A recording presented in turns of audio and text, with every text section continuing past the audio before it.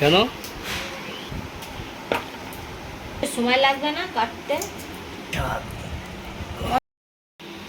চিংড়ি ঝাল হবে তো? মাথা ঠিক আছে তো তোমার? কেন? সকাল সে কখন উঠেছি জানো?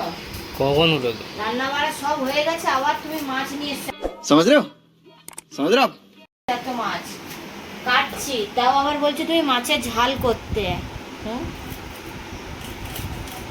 তো করবে তা কি, এখন বাজে কটা? বাহ, আমার সকাল সকাল রান্না হয়ে গেছে বলে কি তুমি যখন ঝাল নিয়ে আসবে আমার করতে হবে? হ্যাঁ অবশ্যই।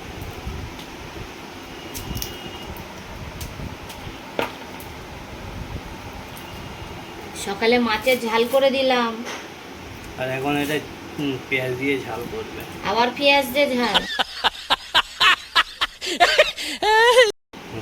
এবার তুমি করো। কেন? কাটার দরকার কেটে দিচ্ছি, এবার তুমি করো। তুমি করবে না? আমাদের আর কষ্ট হয় না, না কষ্ট হয়। সারাদিন ওই আগুনের সামনে বসে রাখলেও মনে হয় তোমাদের ভালো হয়।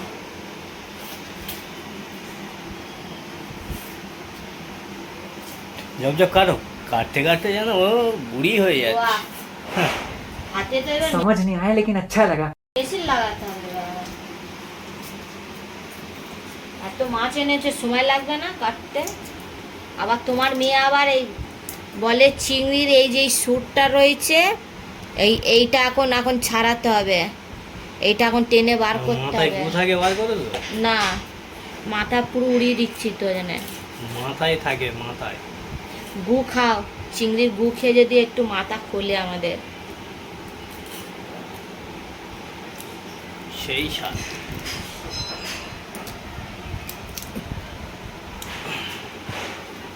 এখন এত মাছ কাটতে কাটতে আমার কটা বাজবে জানো? কটা বাজবে তোমার মাছ কাটতে সকালে কাটতে? উঠতে অর্ধেক কাজ হয়ে গেল, ভাবলাম সব কাজ হয়ে গেছে, চলো একটু গড়াবো কোথায় গড়াবে? বিছানায়। বিছানায়? আমি জানি মাটিতে গড়াবে। তা তোমার মনে হয় সহ্য হলো না? তুমি সত্যি করে বলো তো, সস্তার মাল পেয়েছো নাকি বলো তো? আরে আমারে ফ্রি দিয়েছে। ওই জন্য তুমি এক গামলা তুলে নিয়ে এসছো না? হ্যাঁ। বলেছো যে দাও এক গামলা দিয়ে দাও নাকি, আমার বউটা এখন কাজ শেষ, বসে থাকো, ওকে বসতে দেবো না, এই প্ল্যান করে এনেছো না? তুমি এত বদ কেন বলো তো? সেই স্বাদ।